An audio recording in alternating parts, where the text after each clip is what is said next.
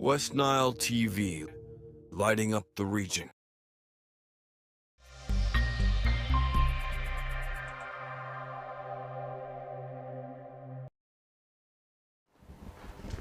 Hello and good evening, dear viewers of West Nile TV.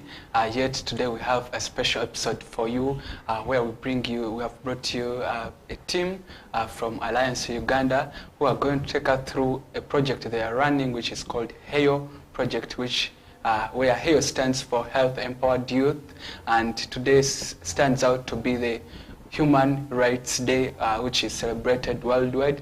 And I know those who have been with us, who were with us on 1st of December during the World AIDS Day, when we say the word HEYO, it's not something new, because we had a team from the same group which came to educate the viewers the role of youth in regards to fighting or ending this vice about HIV. Before we go deep into the details of what we have packaged for you and what our guests have for you, let's first get them introduce themselves and we pick on from there. Thank you. We shall begin from my near right. You can introduce yourself, sir, to the viewers. Thank you, moderator and the viewers. My name is Diego Sante. I am a head teacher from Winga Primary School. Winga Primary School is one of the schools in the Yumbe district. Thank you for having me. All right, thank you very much, sir. Then on the far right. Okay, thank you so much. My name is Bida Emmanuel Tito. I am a director for a community-based organization that is operating in Imbefu Refugee Settlement. So it happens that we are part of a CBO that is working currently with the Alliance Uganda. Thank you. All right, thank you very much, sir, Mr. Sande and Mr. Emmanuel. Thank you for coming up, and I know for the viewer who gives in your time, by the end of the session, we have this talk show, you'll be able to know as a young person or as a young adult, to know your roles or your rights in regards to your what you should do and what you shouldn't do, because often youth, we don't mind about their rights, but with this session you'll get to know of what you are outfully to get.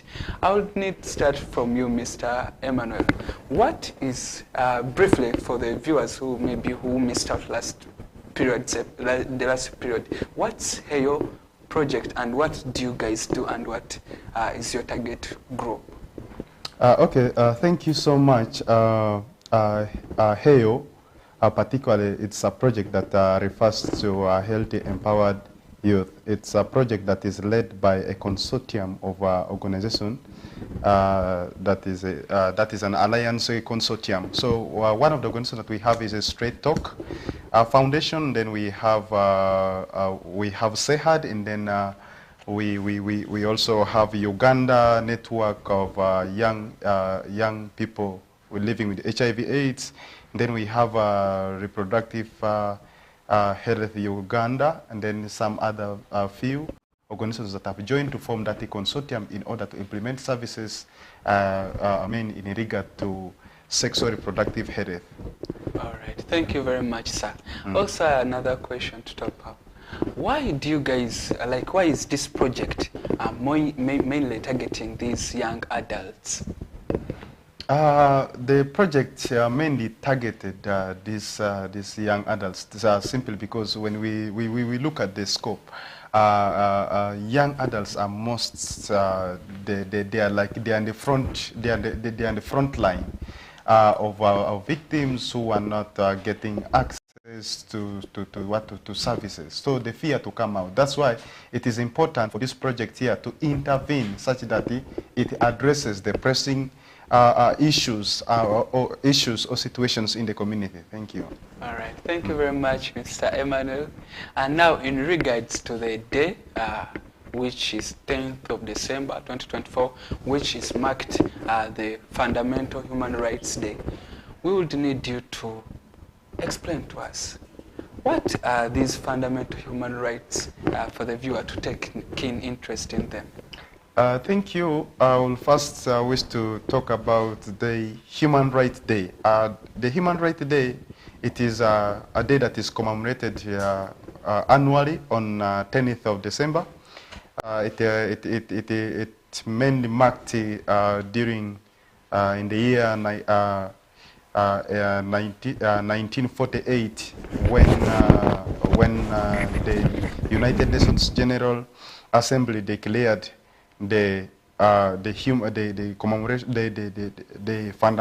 human rights, the fundamental human rights for everyone. So when you talk about the fundamental human rights, we refer to those rights that are granted to an individual by the Constitution.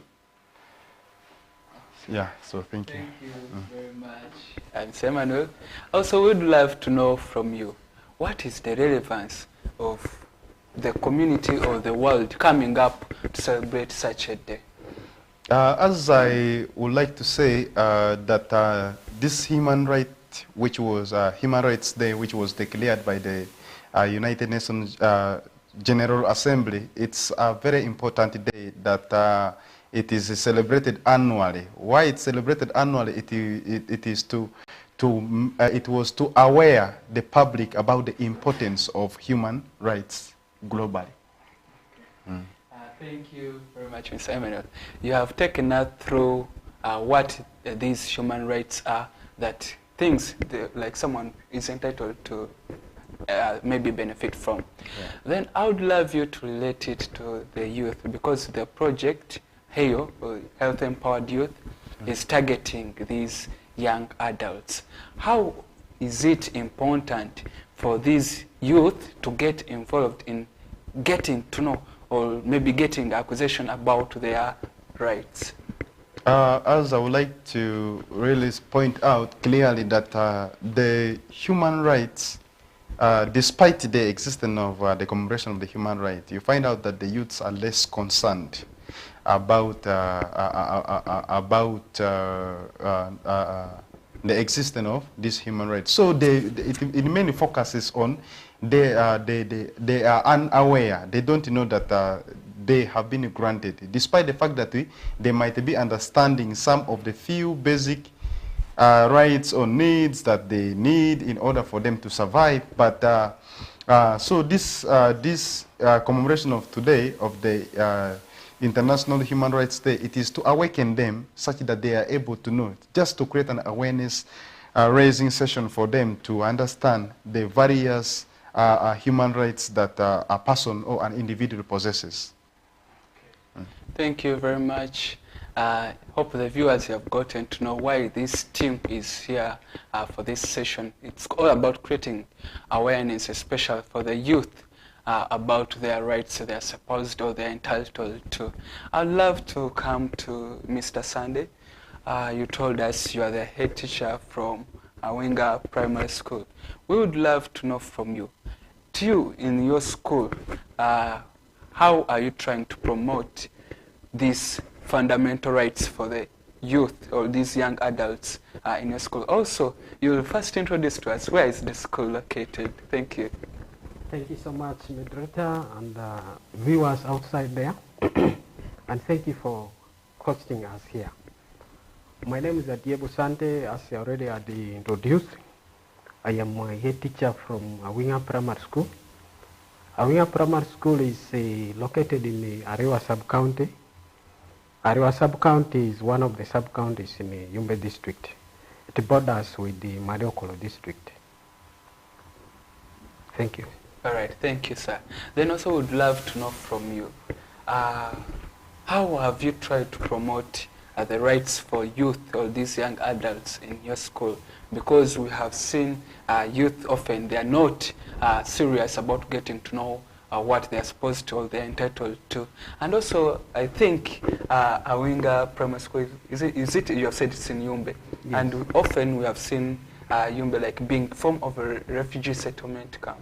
So how have you promoted these human rights in these young adults and also to our brothers, the refugees who come in?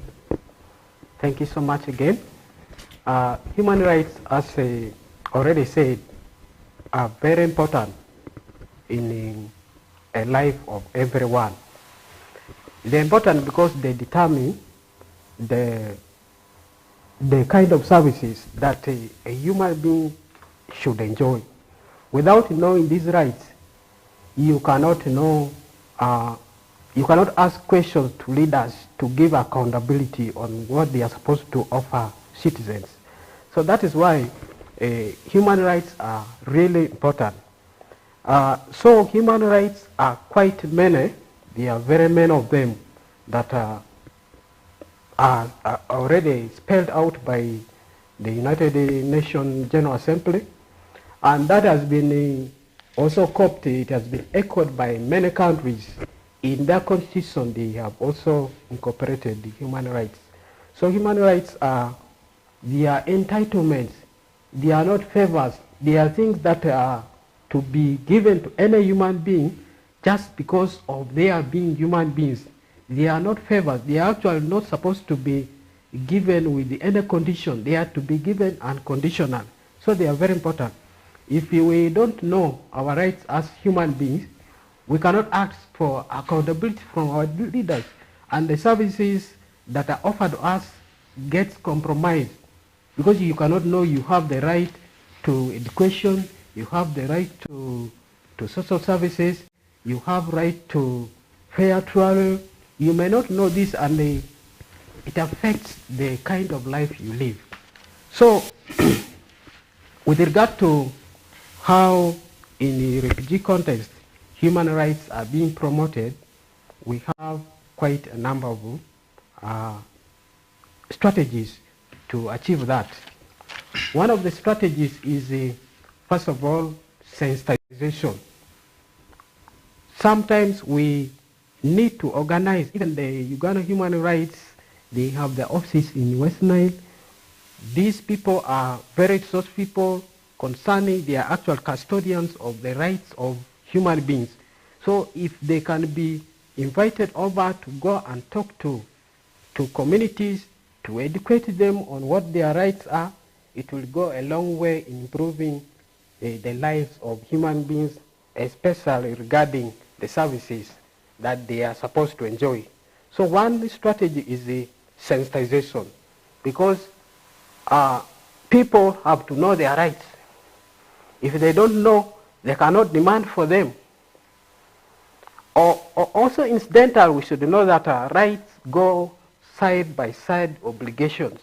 There are things that human beings have to do in order to be well placed to enjoy these services, to be able to ask questions about these services. Because one of the human rights is the right to education. But human beings also have the right to make sure the obligation, they have the obligation to ensure that this service, this right is enjoyed by them. If you don't go to school when the schools are there, then you compromise your service of getting the right to education. So that is one strategy. The second strategy is having dialogues. Having dialogues in the communities so that community members also get to know what human rights are. And thirdly, talk shows like this, over radio, over TV, over other social medias, also go a long way in educating the masses about what their rights are. And still further, we can have things like drama and plays, stages, especially in schools, so that children can get to know, and these dramas must feature issues of human rights, so that they get to know what the human rights are, what their rights are, and what their obligations are, in order to be well placed to enjoy these services. Those are, at the moment, the few that I can be able to give out, but because of time, that is at the moment where I have to stop. Thank you so much. All right. Thank you to Mr. Sunday. You happen actually to be my namesake. Thank you for doing that great job in the communities of Yumbe to make sure that these young adults or youth get to know of their rights they are entitled to. However, I would need to inquire from Mr. Emmanuel. What are some of these rights you guys like the youth are entitled to get, but in the real sense or in the communities, they have not been aware that they are entitled to such rights. Okay, thank you so much. Despite of the various rights that the youths are entitled to, I will point out that the youths, they are more redundant, that they are more ignorant, that they have access. They have a right to education. That is one. And then second, they also have a right to health, good health. If we talk about having the right to good health, of course, despite having health, but if you are not seeking for services that can promote a good health within you, that means you have not taken that in good faith, that you really have you have that right. And then the third one is that they have a right to participation. Participation can be in terms of actively engaging positively, in a positive manner, in the activities of all affairs of the country. It can be in terms of participating in democracy. It can be in terms of participating in doing community work. Just that is, and then the youth also have the right to life. Despite of the different challenges that the youth sometimes they take themselves to go ahead and they commit suicide, but they have to also know well that they have right to live. So those are some of the rights that I feel that I will mention to you. Thank you. All right. Thank you very much, Mr. Emmanuel. Yeah. Then I would love us to get back to Mr. Sande. You gave us some of the interventions, like some of the practices you're doing in your school and also in your community to ensure that these youth are aware of their rights, their entitlements. However, often whenever there is let me say, execution of these activities going on, there are always challenges. Which challenges have you faced in the community, also in your school, in regards to promoting these rights for the youth? Yeah, thank you so much again. The rights are the earlier on enumerated are just a few of them. There are very many of them which I cannot mention here. But those strategies which I also had talked about earlier on are some of the strategies that are in place in ensuring that the rights of youth are promoted. But as these strategies are implemented, there are a number of challenges that come along with the implementation. One of the challenges is the language issue. Remember, we are dealing with both host and the refugee communities. Yeah. Refugee and national youth. And there are also varied languages that these communities speak. So sometimes it is very difficult to pass information, because if you have to engage in a dialogue, you have to take unnecessarily very long time during the dialogue because of translating one language from one language to the other. You have to do that. And secondly, these language variations also limit the youth ability to associate freely, because how do you communicate with someone who does not know your language, who is not so conversant with the language you speak? You will take quite a long time to get closer to this person. So that is one challenge we face in implementing those strategies I already said. And secondly, there's also that attitude among communities that when you organize meetings, when you organize dialogue, there has to be some token of appreciation for them. There has to be something like transport refund, which may not be available. What they consider is not the information you give, but rather what they will get from there and then as first hand. which is limiting, which is dragging back the progress of implementing sensitization interventions in regard to rights of the youth. There's also the issue of the negative attitude, the cultural and the religious beliefs, because in some religions they believe that when someone reaches a certain age, this person has to get married, and in a situation where this person who is to get married is in a school, that means this person has to drop out of school and marry. It also means that the parents who are encouraging early marriage will not give support concerning education to this youth who is in school. So this is an impediment. It is a bottleneck in ensuring that sensitization strategies succeed. Thank you so much. All right. Thank you very much, Mr. Sunday. We have heard, yes, you have come up with this intervention, then you have told us some of the challenges. Also, we would love to know from you, you know, for every challenge there is always a solution. And in regards to these challenges you have faced, are there some solutions as the executors of this HELP project have come up with to address these issues, such that to ensure the project is a success?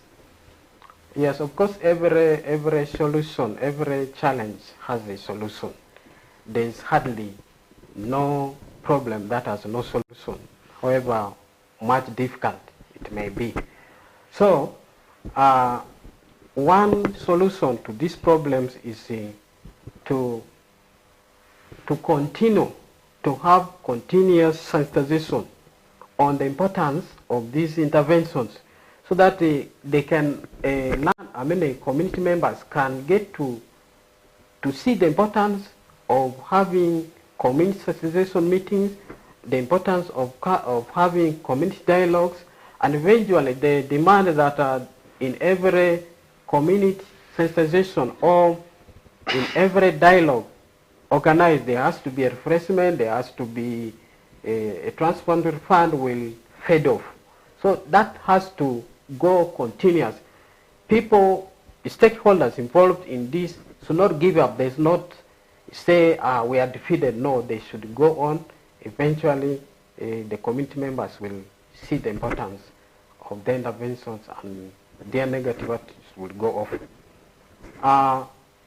There is also need to take these sensitizations to other areas like religious institutions, so that the religious leaders can also talk about these same things in the church, in the mosques, and coupled with what is done in the community, it will yield quite a great deal of positive ones, towards improving the livelihood of our youth in Uganda and beyond. Thank you so much. All right. Thank you very much, Mr. Sunday, for those solutions or maybe tackles you have come up with to address the challenges in executing or putting in action the activities of this HELP project. However, also would love to know from you, what are some of the strategies, or how have you made it safe and inclusive for learners to create a safe and learning environment for these young adults to get acquitted about their human rights, since your community has both national youth and those youth who are coming in like in form of refugees. So how have you tried to create a safe and inclusive environment for all to benefit from this project? Thank you so much again. Safe and inclusive learning environment is very important in promoting the rights of children in schools. It is very important in seeing outcomes from education in schools. When we talk about safe and inclusive learning environment, we are talking about a learning environment, a place where the service of education is being rendered where there is no discrimination, where every learner feels safe to give expressions, where every learner does not have any fears about carrying any activities related to education. It considers every learner as equal without discrimination. It looks at all religions. It does not discriminate about low learners or slow learners or time takers. It does not consider your nationality. It takes everyone as equal on one line. So that is what we call safe and inclusive learning environment. It does not exclude anybody. Everybody is included. So it is very important because in a school you get learners who have various differences. There are those that learn very fast. There are also those that can take time to grasp content that is being presented by teachers in the classroom. There are also learners who have disabilities, and yet they have to come to school. They have to get services. They should not be denied the services because of their condition of being disabled. Because it is many times says that their disability is not inability. Everybody has the ability to do anything if they are encouraged rightly. So, a safe and inclusive environment should consider what I've just said. So to create this, there has to be a number of strategies laid.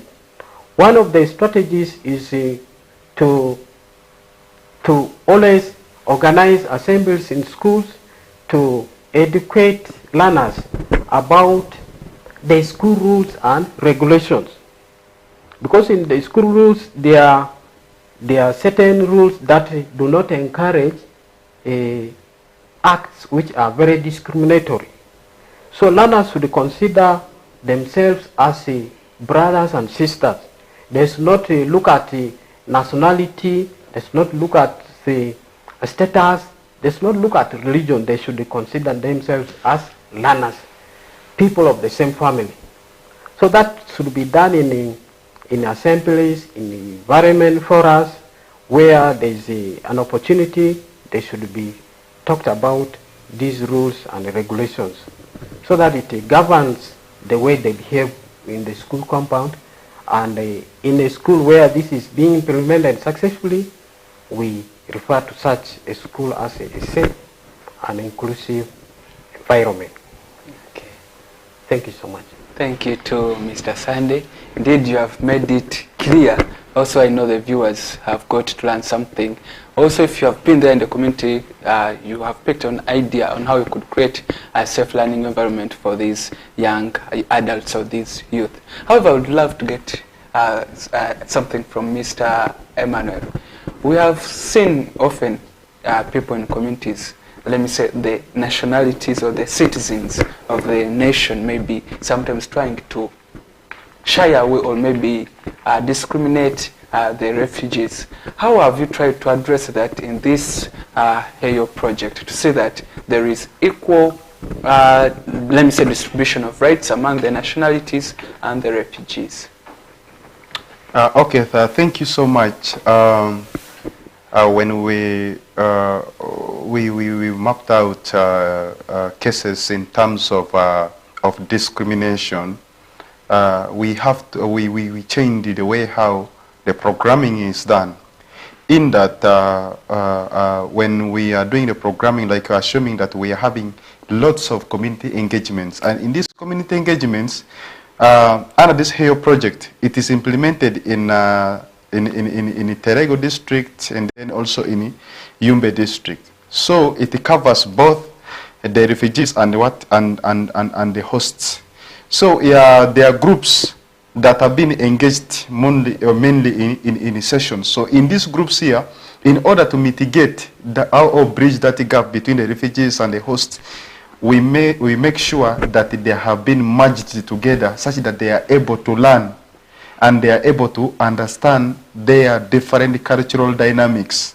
Through that, we are able to promote coexistence as well as break the stigma that it has erupted within them. And then second, under the HALE project, there are youth champions who are involved in the implementation of the project. So under this youth champions, it consists of a diverse group of young people. Mainly we have the refugees, and then we have the hosts who are trained. They are trained on sexual reproductive health as well as promoting coexistence among the different groups or dynamics. So when they go ahead and start implementing this project in their various locations, there is already integration that we have. When we brought in the refugees and the host, there is already some form of integration of the two nationalities together. So there's already bridges that is being created, and then. If I will also say that given the fact that there is 30-70 by 30 methodology, it's 70 like if you're providing services for the refugees, you have to give them 70, and then for the host, you have to give them 30. So at least that one has also it has created or mitigated that gap of having stigma or friction between the host and the refugees. Thank you. All right, thank you very much, Mr. Emmanuel. Indeed, I've loved that concept of the 70-30 so that everyone is inclusive to benefit from these rights. However, we're going to yet break off a short commercial breather, then we'll be back in the next segment. I know the viewers, you're seeing that SRRHR down there on the screen. So in the next segment, they'll tell us what is that abbreviation meaning. Let's get back. Thank you.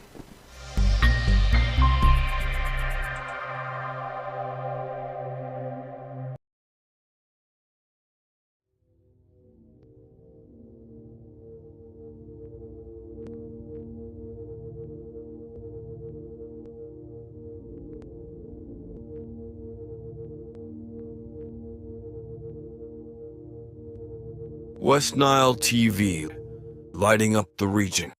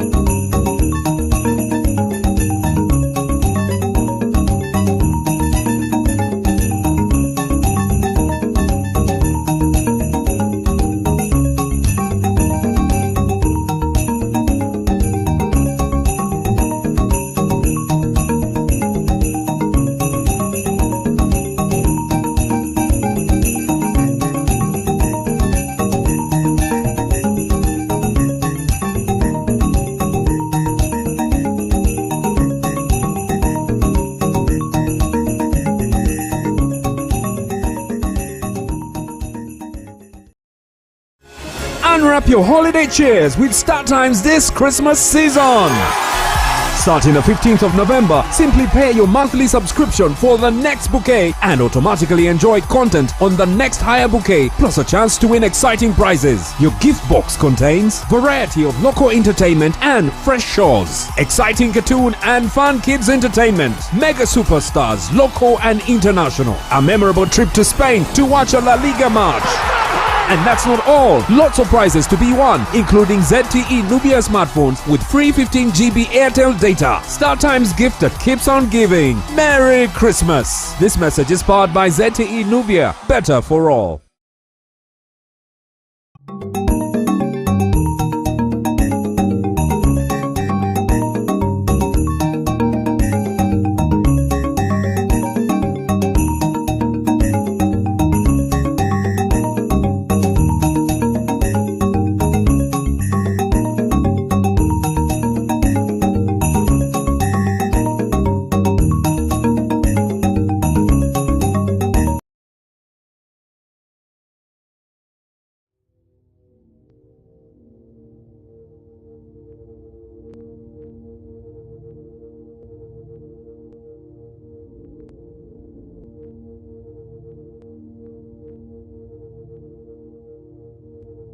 West Nile TV, lighting up the region.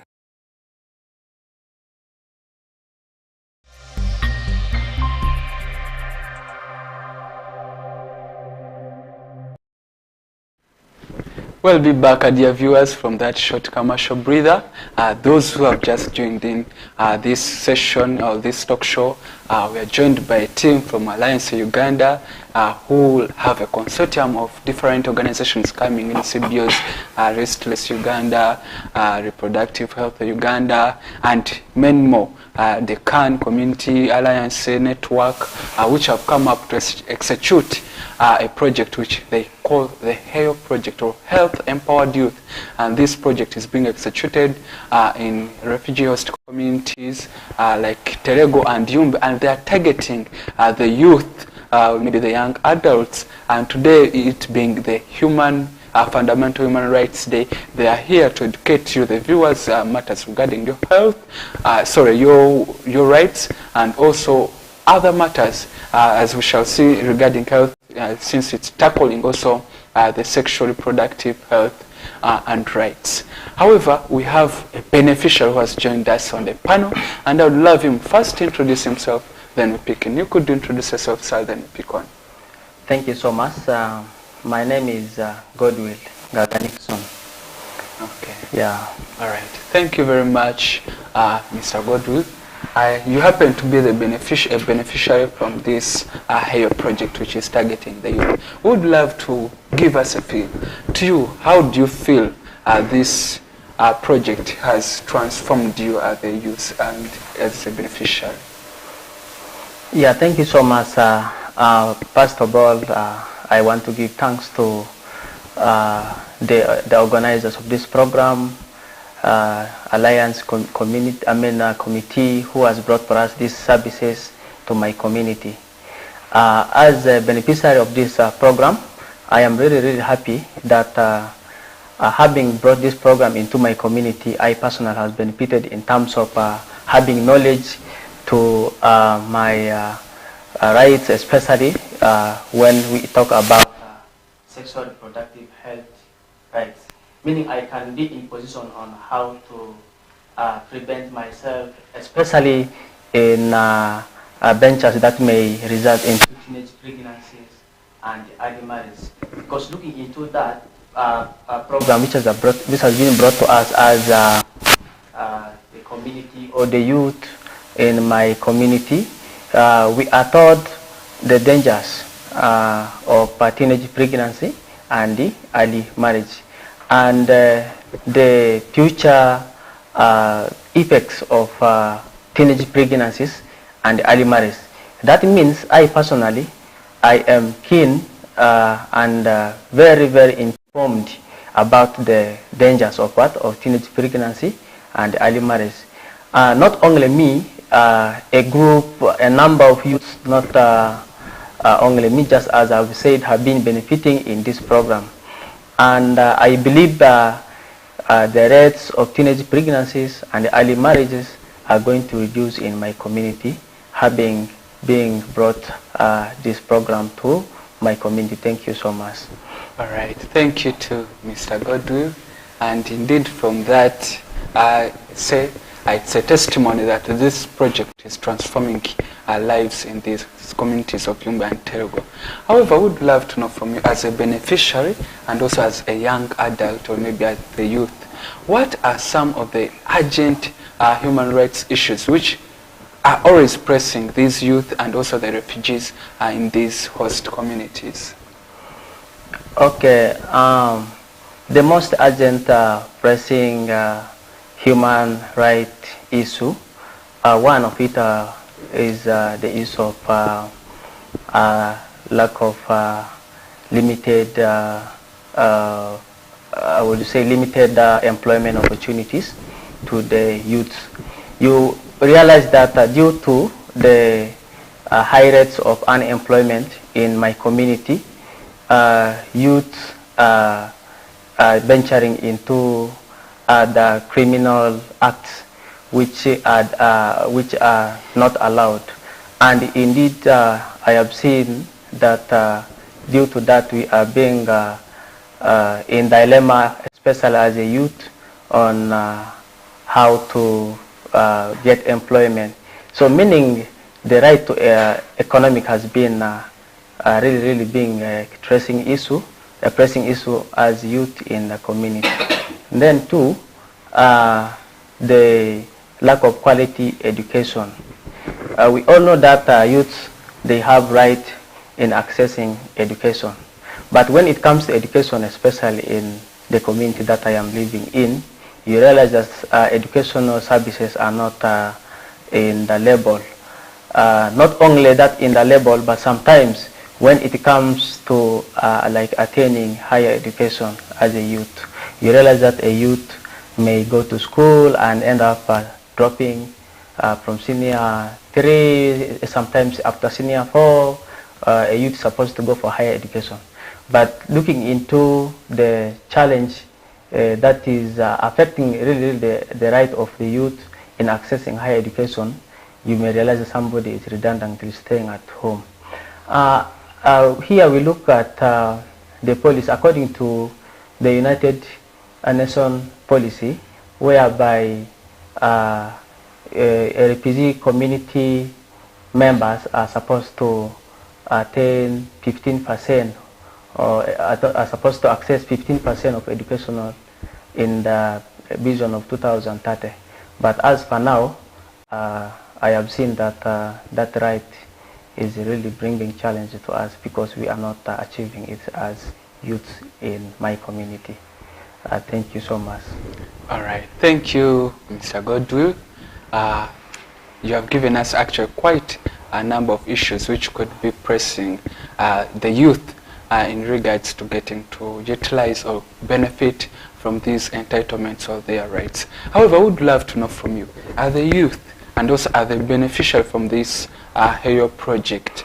What are some of the solutions you feel or maybe you could put in action to encounter or solve those issues?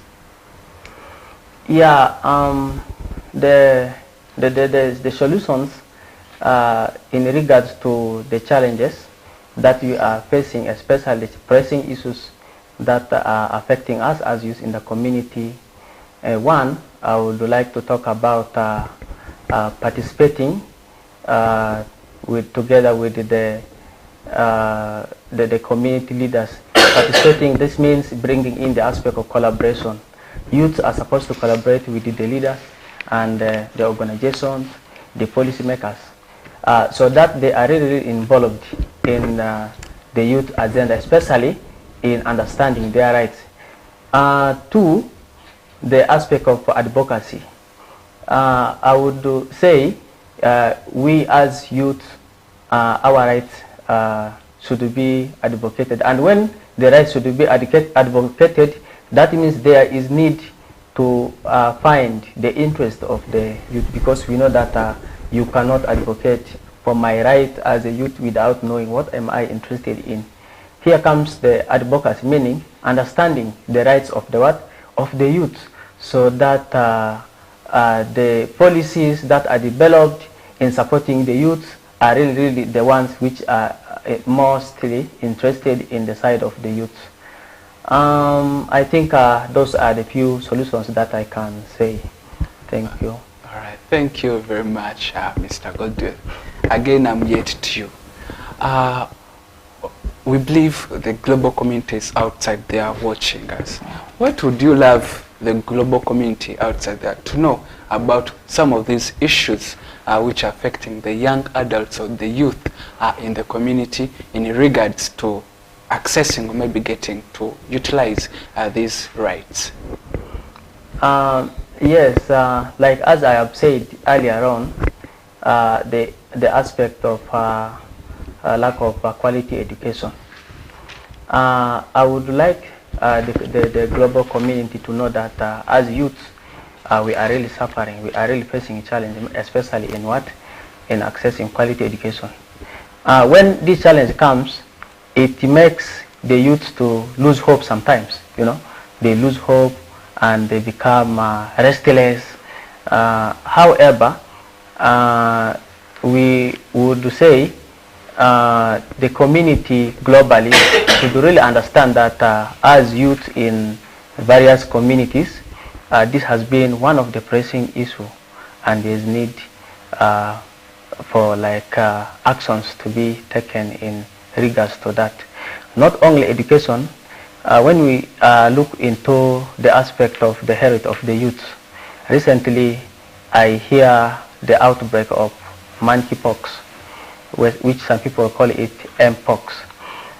It has been really an issue with us as youth, because monkeypox, they say it can be transmitted or spreaded, can be passed from one person to another through body contact. And we as youth, sometimes we have right to associate or to have like exercise, those things, social events. And because of the mpox, sometimes we are very, very informed and we are very careful when it comes to our activities, that it really needs body contacts, like sometimes footballs, you know. And because of that, sometimes we feel like we are not safe, and sometimes we cannot be in position to engage ourselves in those activities, which I have realized personally that this one has really been an issue with the youth in the communities. Not only the aspect of education and the aspect of disease outbreak. Earlier on, I mentioned something about the unemployment issues in the communities. So youths are redundantly stay in the community. They are unskilled. However much some partners could have could bring in services to support the youth, but you realize that they are not all covered. I am not saying that partners are not bringing services. They are bringing services, but it has not reached the diverse group of youth, meaning that youths are staying idle in the community. However, I would suggest that to bring youths so that they can be busy. Sometimes when someone is busy, you know, the person can relieve the aspect of stress and diving into the offensive ventures. I would say there is really need of like improvement in the entrepreneurial skills of the youth, bringing in entrepreneurial skills to the youth so that they can be in position to create jobs for themselves. As we bring in the aspect of entrepreneurship, many youths can be in position to create jobs for themselves. This is what I would like the community, especially the global community, to know about the challenges that the youths are facing in the community. Thank you. Thank you very much, Mr. Godwell. And we believe the message has reached out to the global community, and they'll take it as a concern to come and address such concerns are pressing against the youth. However, I would love to go to Mr. Emmanuel. The viewers have been saying that word SRHR. We would love to know what's SRHR. Okay, thank you so much. That word SRHR, it stands for Sexual Reproductive Health rights. Okay. Then also would love to know which exact activities are encompassed by that, maybe let me say, call it an activity or a project under SRHR. Okay, that terminology, sexual reproductive health rights, there are various activities that normally takes place when it comes, when somebody pronounces for you, okay, that for us we are implementing sexual reproductive health rights. So one of the things that that the services that are provided under sexual reproductive health right is access to safe abortion. We have prenatal and the postnatal care, access to basic counseling services. There is access to contraceptives, condoms, and then information. So those are some of the things I can point out, or some of the activities in regard to sexual reproductive health rights. All right. Thank you, Mr. Emmanuel. Also, in regards to this project, HEYO, we are looking at our youth who are empowered in regards to their health. Yeah. How have you tried, maybe actually not tried, which activities have you implemented, or the ways to create awareness in regards to sexual health in these youth, especially even in these refugee settlement camps in the communities of Terego and Shumbe?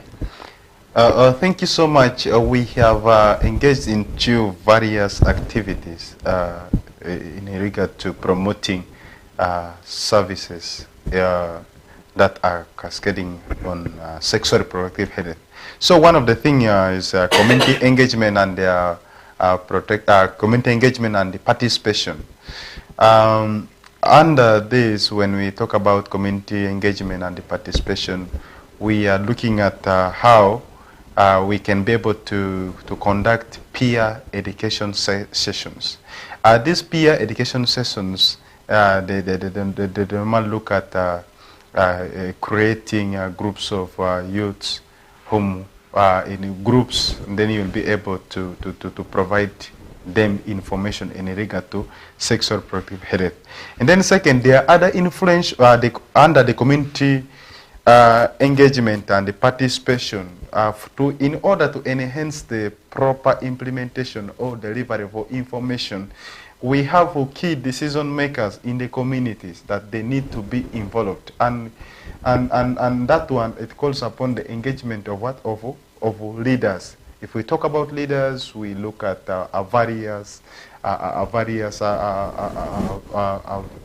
we look at a broad kind of format. So one of the stakeholders that we need to involve. We have the teachers, we have religious leaders, we have elders, we have opinion leaders, we have LC ones or RWC ones. So these people, they have a lot of voice, or they have a lot of influence when it comes to passing out information to people in the community. And then second, to promote this awareness of SRHR, we need we conducted provision of what youth-friendly service corners. If I talk about youth-friendly corners, can be in terms of creating those safe spaces where youths can be easily and able to discuss sexual related topics freely, without oppression or without fear, or they can be able to present any other issue to a peer educator or to a counselor, such that they are able to receive information. So, and then second, we are looking at also comprehensive sexual education. A comprehensive sexual education was looking at a broad kind of way, whereby when we want to pass out this conduct and awareness in regard to SRHR, we need to translate the content of the sexual reproductive health rights. We translate the content into the local language, such that the community is able to understand at that local level. They're able to perceive it positively in their own mother tongues. You know, when you pass something in somebody's local language, the person takes it or perceives it better than when you bring in English. And then we can also use other strategies like, or other methods like passing information through storytelling. It can be in terms of drama, acting, and maybe it can be in terms of music, because we believe that the music portrays or takes a lot of influence when it comes about to passing out what information. And then we can also conduct trainings or capacity building. We understand that when we want to promote this awareness about SRHR, despite this availability of the services, but we need to train young people on how they can be able to access these services. And we also have to teach them the content of what sexual reproductive health, what sexual reproductive health looks like.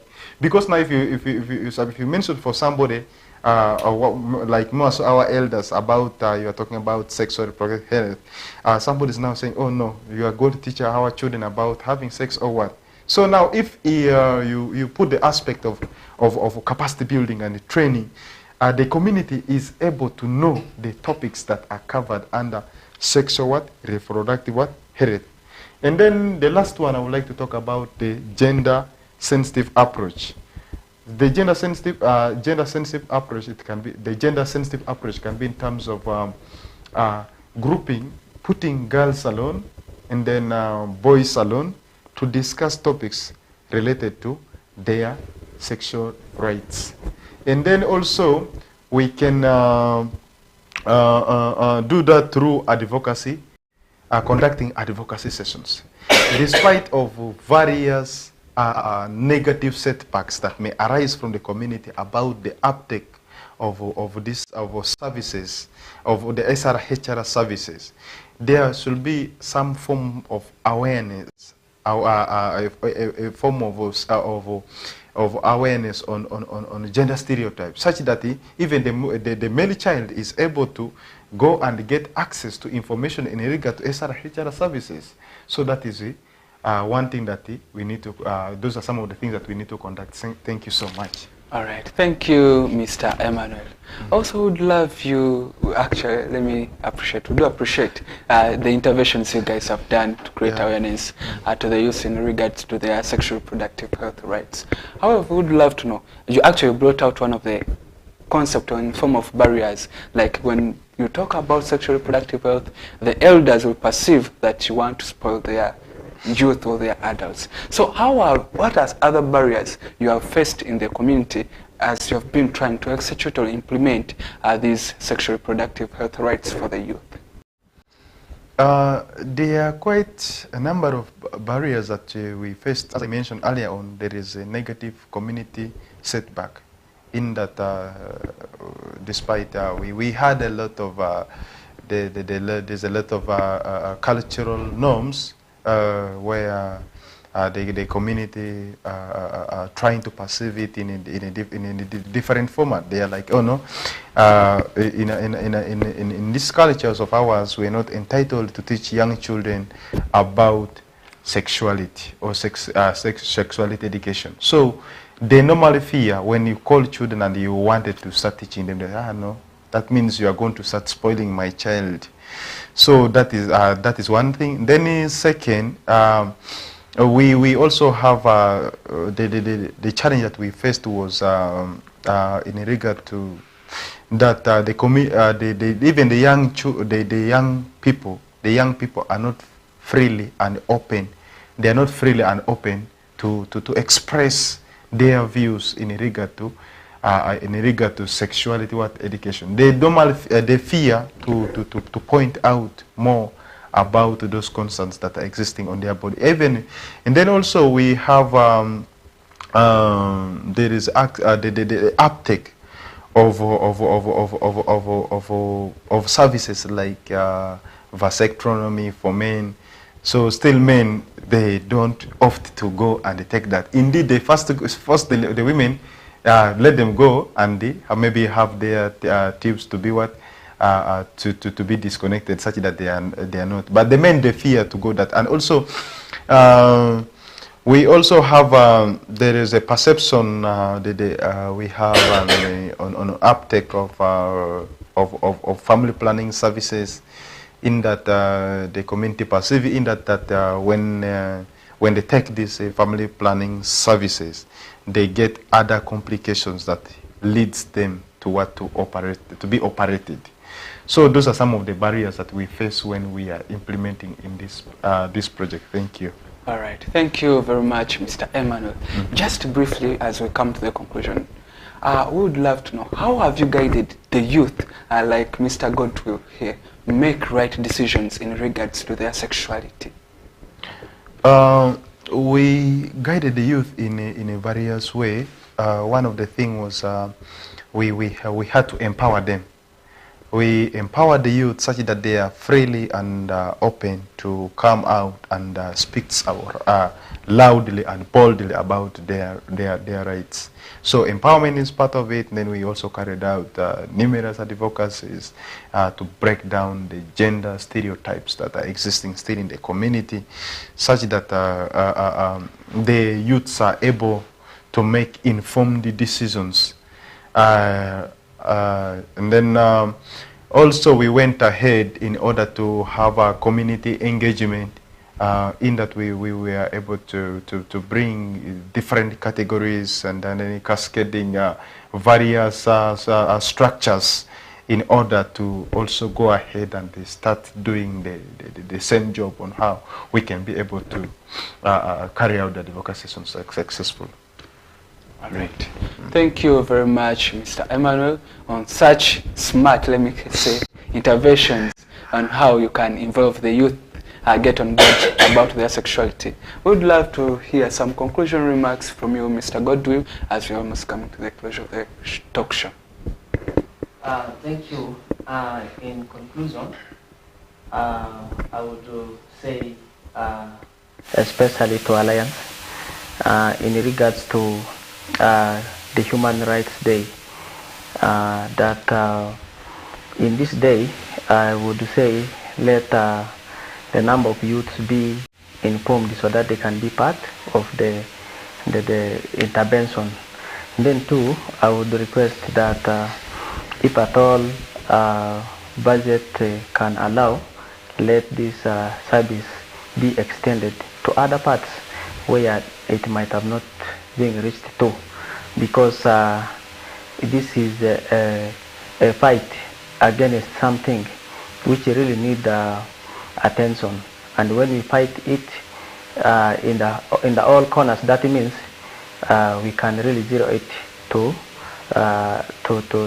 ground level, or we can reduce it, especially when we are talking about the issues of teenage pregnancies and the early marriage, as well as promoting the rights of youth in the community. That is what I have to say. Thank you. All right. Thank you to Mr. Emmanuel. Yes. To the viewers out there, mainly I wanted to tell the youths that if you are still there, that you are eating the banana without the pills, without you are eating the banana when you have already removed the pills, just to know that you're putting your life at a danger, because statistics have shown that the prevalence of HIV, more so in Arua City, is high. So I would wish to tell you my last words, that kindly try to get a road where you can try to go and obtain services in regard to sexual health, such that you'll be able to know yourself, you'll be able to make informed decisions about your life. Something that also matters is you should be mindful about your life, and then second is also you should also be able to care for your family, such that you're able to long live. Don't live in a very reckless manner of don't care attitude. Your life is very precious. As I said earlier on, that one of the right you have is you have right to life. So if you have not taken that positively, and then you start messing up your life, that's so bad. So thank you so much. All right. Thank you very much, Mr. Emmanuel. What he meant by eating yellow bananas without pills, he's trying to keep it humble, but that's having unprotected sex, and that could put you at a risk of getting HIV, and it's at high prevalence. And also what I've marked keen from this talk show with these people implementing the HAIR project, that as a young youth or as a young adult outside there, your human rights or your rights are not a favor, but it's your entitlement. You deserve to get that. Thank you. Have a good night.